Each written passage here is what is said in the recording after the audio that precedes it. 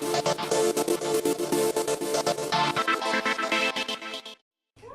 and gentlemen, I give you Jacinda and Team Labour.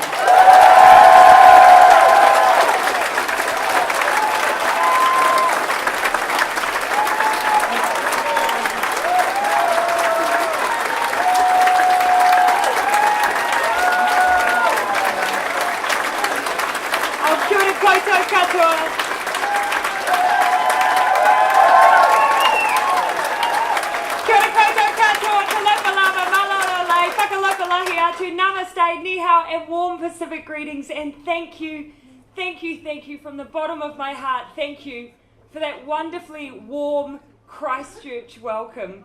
It is an absolute wonder to be here today to join all of you, all of these well wishers, and all of my colleagues as well. I want to start by acknowledging Mana Whenua, by acknowledging the Eastern for that fantastic warm-up.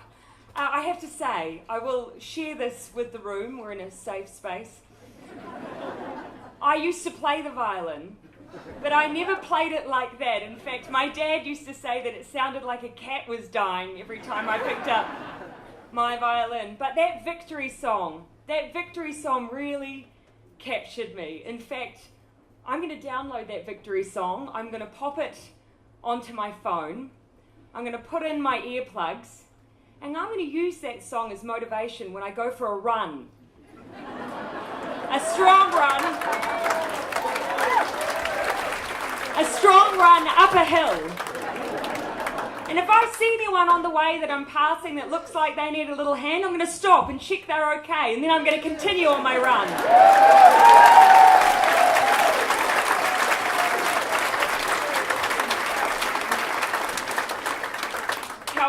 Davis, our wonderful Deputy Leader of the Labour Party. It's magnificent to be working alongside such an enormously strong advocate. And Calvin, I really was flattered by that comparison with the Godwit. I'd have to say that would have to be the best bird or animal I have been compared to in the last week.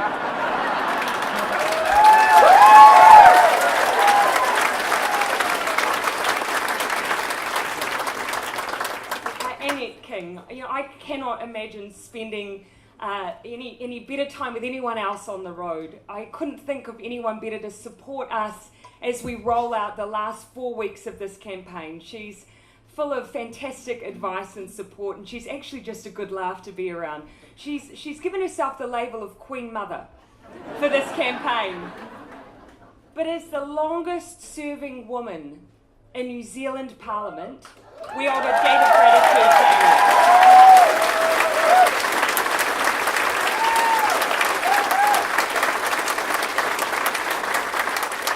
I absolutely share the sentiment of Annette when she said that our Christchurch MPs have been our unsung heroes in the last 7 years. And I acknowledge Megan Woods, I acknowledge Ruth Dyson, I acknowledge Rino Tirakatane, standing remotely over in the back there. And I acknowledge Porter Williams and Clayton Cosgrove, who we're sadly losing this term. All of them together have done such an enormous amount of work on behalf of their constituents, because at their hearts, they are local MPs who are here to serve their communities, and they have done that so well. I thank you.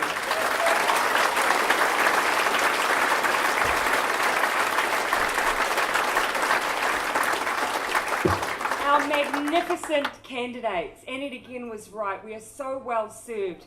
Every single one of you, I want to be in Parliament after the 23rd of September. Duncan Webb, Dan Rosehorn, Tony Condon, Anthony Rimmel, Joe Luxton and Rachel Boyack, you are all fantastic. Thank you for the work that you are doing.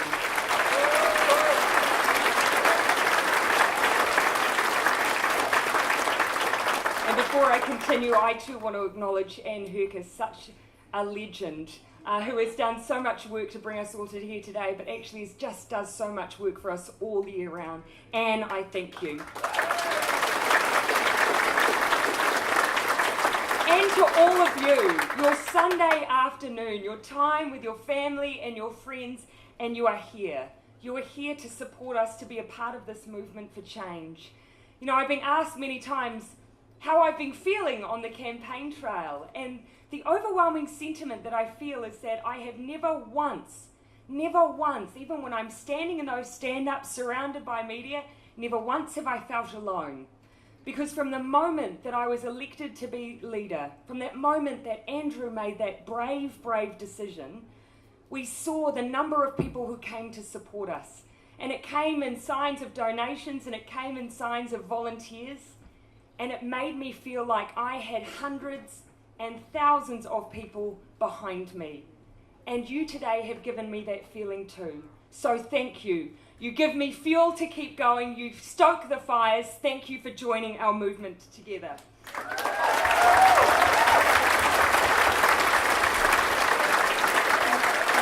We are running this election the campaign of our lives. And I want you to know that Christchurch is at the heart of that campaign. That was why we made the decision so early on to come down and make one of our first announcements here in Christchurch. And I'll touch on that again a little bit later on. This is an amazing city, a city that has been through so much and that has inspired the rest of New Zealand with your courage, with your compassion, and with your determination. There is so much potential here, but I want us to work together to unlock that potential. I think the Mayor, Leanne Dalziel, has summarised that potential so well in one of her statements, that this is a city that is, quote, open to new ideas, to new people and new ways of doing things, a city where anything is possible. We have an opportunity now to not just rebuild what has been lost, but to build a city that is vibrant and exciting and that is a beacon for what the rest of New Zealand can be in the 21st century. To make that happen, Labour has a plan to break through some of the roadblocks that Christchurch has been experiencing and that has been holding Christchurch back. A plan that I am absolutely determined to deliver together come the 23rd of September. But there are some issues that we've been talking about nationally that affect Christchurch just so acutely. And I want to speak to a few of those before I speak specifically about Christchurch. You will have heard a lot of discussion about housing in this election, and for good reason. Housing affects absolutely everything. Whether or not it's the stability that a child needs to be continually enrolled in their local school, whether or not it's your ability to build a community, even get to know your neighbours. Your ability to build roots first comes from your ability to have a home that you can stay in. Your wellness also stems from a home that is warm and dry. That is why I used my first speech to launch the campaign to reiterate that Labour sees housing as a right. I say that again. Housing is a right.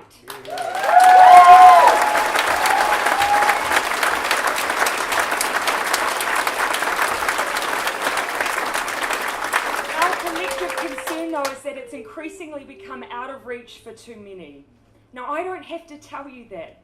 I don't have to tell you how important it is to have a home and one that isn't broken. You know that all too well. But there are 300 people in the Canterbury region who are homeless right now. Home ownership has declined overall. In fact, we have the worst home ownership rate since the 60 years. And there are 480 people waiting for a home on the Housing New Zealand waiting list. 480 people. And yet there's talk of selling 2,500 state houses in Christchurch. I can tell you now, Labour will stop the sale of state houses.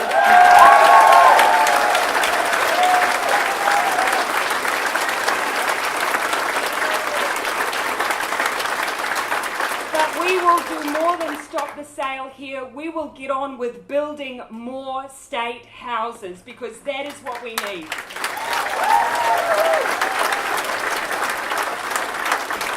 I also do not accept the status quo. I do not accept that our teachers, our nurses, our police officers are now living with the chance that they might not own their own home. I do not accept that, particularly when there are things we can do to turn this around. Now, I don't accept that people think that we don't have silver bullets for everything, and yes, these issues are complex, but there are things we can do. And here's just 3 of them.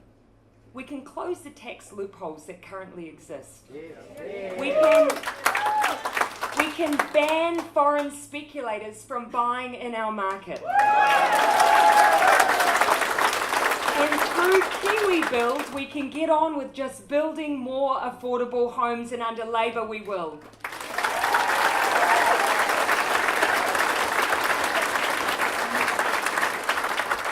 Do you know, there's a saying that I often use on this campaign trail. You might have heard me use it before, and because it really captures what Labour's values are and what Labour is all about. It's a quote from Norman Kirk. He talked about how all anyone really ever needs is someone to love, somewhere to live, something to do, and something to hope for. I think that is true today as it's ever been. And so that is one of the reasons that we do talk about housing, but that's also one of the reasons that Labour will always talk about the importance of something to do, something meaningful, work from which you can derive dignity and meaning and support, and work that is able to provide for your family decent wages.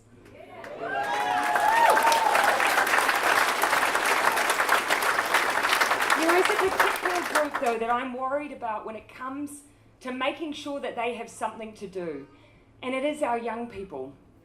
In this area alone, we have 8,900 young people not in employment, not in education, and not in training. That is 8,900 young people who are having their potential wasted. We can and will do so much better than that, because all we need is a plan to give those young people some hope about their future, their value, and their worth. And this is how we're going to do it. We will revolutionise the education system in New Zealand for those young people to make them work ready. And that starts with simple things, like acknowledging that 70% of our entry-level jobs in New Zealand require a driver's licence. So let's get those young people a driver's licence. We have a plan to make sure that in our schools, young people can access a free learners and a free restrictors driver's licence with 5 free lessons. If that's what it takes to make sure our young people are work ready, then that is what Labour will do.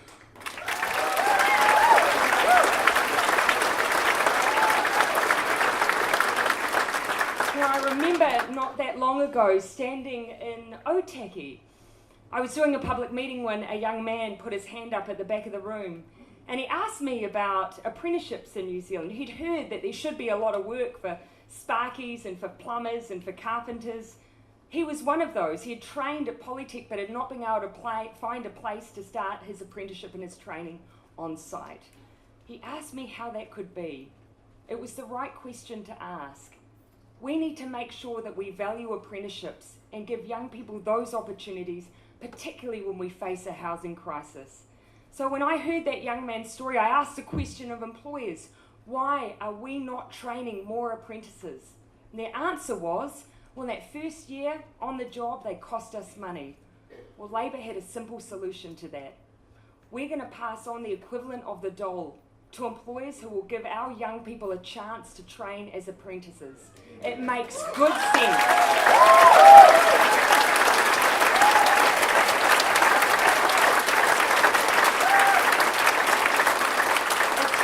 One more practical way that Labour will invest in young people's future, give them hope and give them decent work.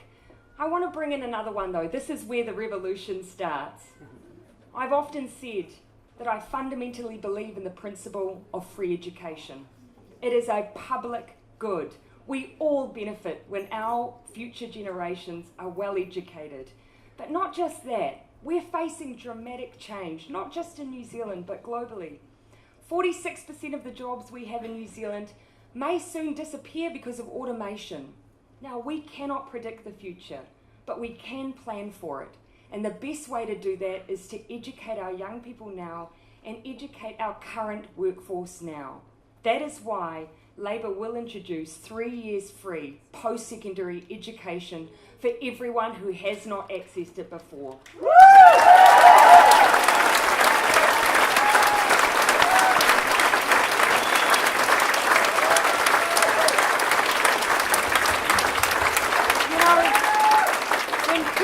has made that statement about everyone needing something to do, somewhere to live, something to hope for, there's something underlying that I think he also intended to convey with that hope message.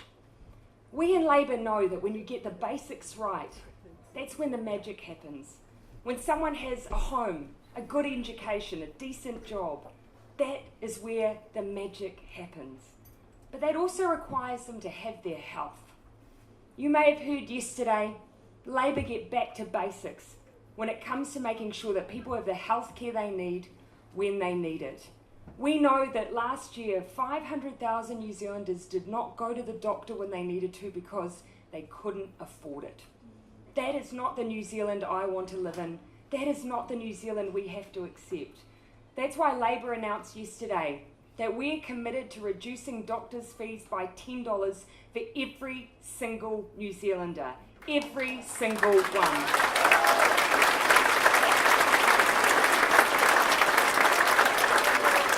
But I am proud that what that actually means is that for half of all New Zealanders, they will pay $8 or less to go to the doctor, and that includes those who are living just on superannuation, because we have to look after our older generation. That is what that policy will deliver.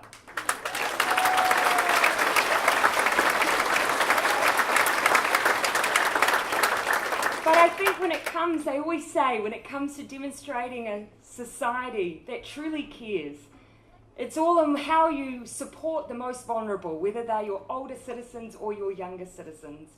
I want to add a little twist on that. I think the sign of a caring society is one that also turns its mind to mental health and looks after the well-being of every New Zealander's mental health.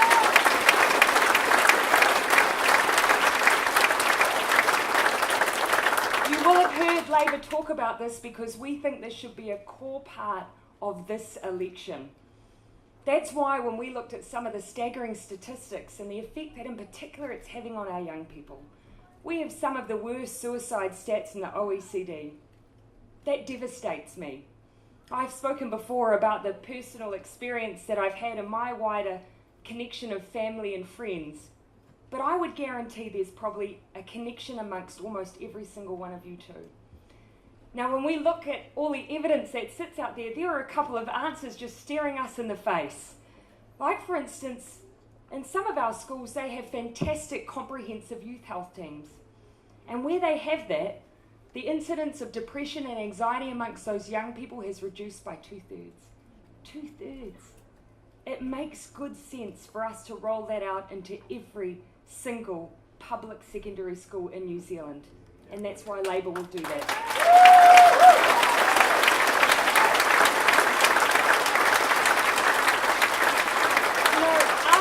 After we announced that policy, though, I got feedback almost immediately from people who worked in primary schools and intermediates, particularly those who worked in Christchurch.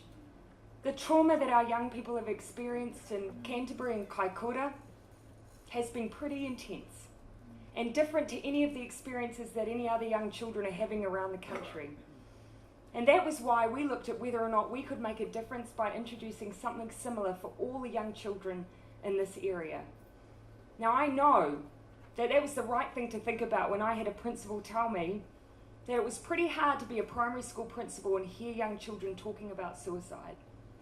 And that is why Labour is absolutely committed to bringing 80 professionals in mental health to work across every single primary school in Canterbury and Kaikoura. It is the right thing to do.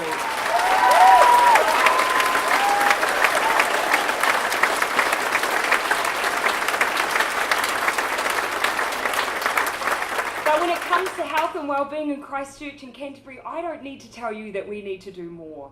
The people who work in your DHB are heroes. They deserve support, not a war with central government. And yet that is what we have been witnessing in recent times. So my commitment to you is that within our first 100 days, we will start to repair the relationship with Canterbury District Health Board and central government.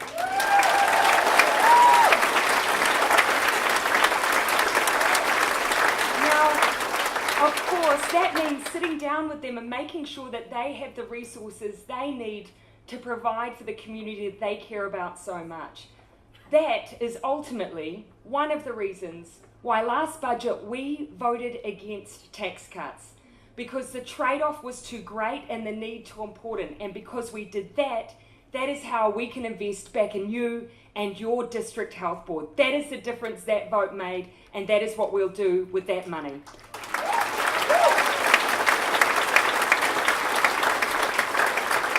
Now, there is one more national issue of importance that I know is important to you as well. You will have heard me talking about it in recent days, in recent weeks. Our rivers in New Zealand are dying. And 60% of the monitored waterways, just the monitored ones, they're too poor quality to swim in. Now, we faced a choice this election. We could either accept the status quo and accept the ongoing degradation of our waterways, or we could do something different. Now, I know that this issue is critical to your area. In fact, I believe it was recently captured in a film that premiered last week, with the producer of that film noted, quote, "I thought things were bad. Now I think they are catastrophic." I am absolutely committed to making the hard decisions so that our waterways are clean and swimmable again within my generation, for the next generation.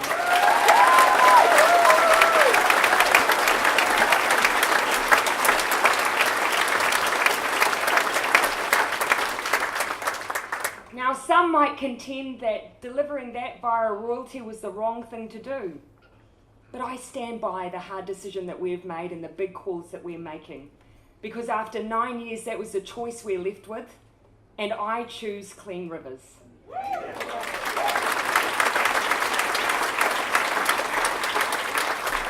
You'll hear me talk a lot this election about what can be achieved working together.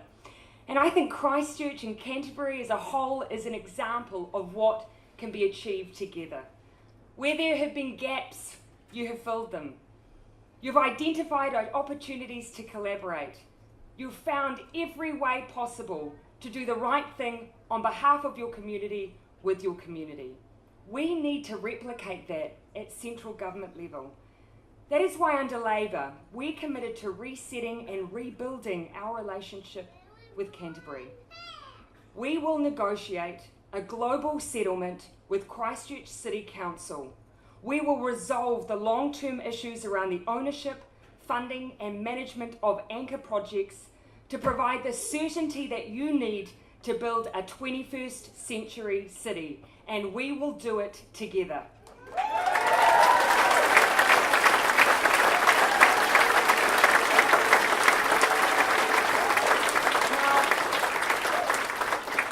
Glad you're sitting in the second row, sir. That enthusiasm.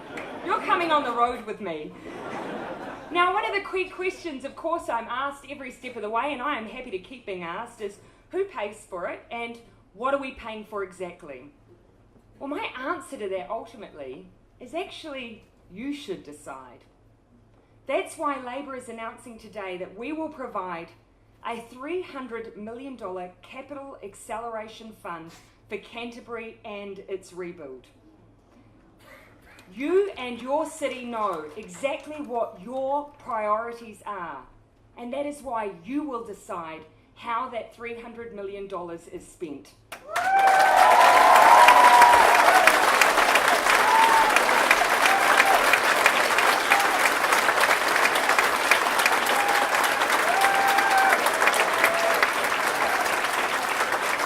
Whether it's developing the red zone, funding the new stadium, fixing gaps in horizontal infrastructure, fixing drainage or ending flood risks, this fund gives Canterbury the power to make decisions and a case for investment with central government as a partner.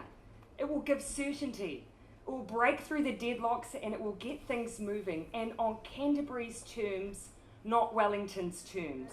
That is key.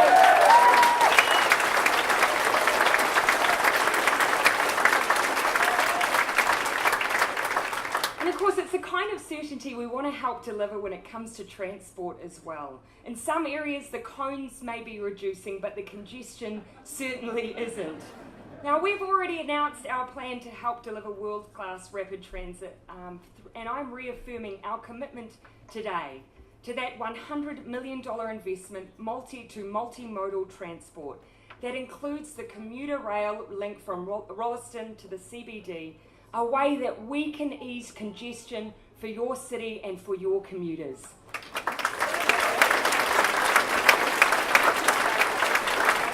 Of course, that is only the start. We have talked about building those connections to the north as well. But ultimately, the message that we want to leave today is that this is about investing in 21st century transport, and together we can do that. But when it comes to the rebuild, there is one group of people I want to focus on as some of my final parting comments because they remain at the top of my mind.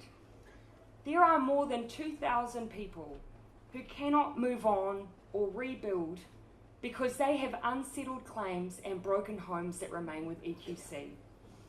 Now, I have a little measure that sits in my head to quantify things sometimes, and 2,000 to me, that represents half of the town that I grew up in. That is an enormous number of people who are still waiting, who still have uncertainty, and after all this time who have probably lost hope. Now, I remember in just the months after the earthquake having conversations with people who were still using portaloos. I found that hard to fathom. So I simply cannot fathom people still waiting for their insurance settlements and their claims to be resolved. That is why we need to bring certainty and finality and resolution for those people. That means putting an end to the mess at EQC and helping people move on with their lives. We'll establish an arbitration tribunal to resolve any outstanding EQC and insurance cases. We'll give it special powers to compel a resolution, fast-track deliberations, and require compensation for undue delays from insurance companies.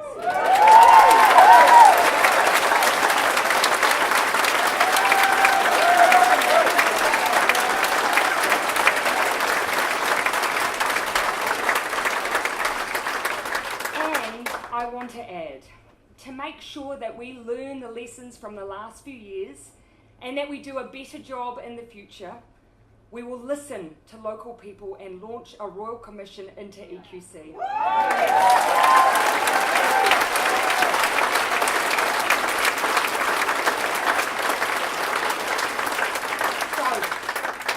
After all of that, you may still have one burning question for me, which I am happy to rhetorically answer. Now what? Now what? Well, now we tell our story. We tell our story and our vision. We share the kind of government that we want to be. Mine will be a government that listens and then acts, that leads, not follows. I fundamentally believe that politics is the place where we can do good, where we can be a confident and caring nation, where we can value every person in every town, in every region. In fact, when we do that, that is New Zealand at its best. And you are a symbol of that to me. So now what? Well, now we redouble our efforts. Now we talk to our friends, our neighbours, our workmates. If you're not already doing it, now we pick up the phone and we knock on doors and we deliver a few flyers. Now we be bold and we be brave. This is our moment, and it starts with all of you. This is the campaign of our lives, and I'm asking you to join me today for a better future, for a future with hope and opportunity. Let's do this. Let's do it together.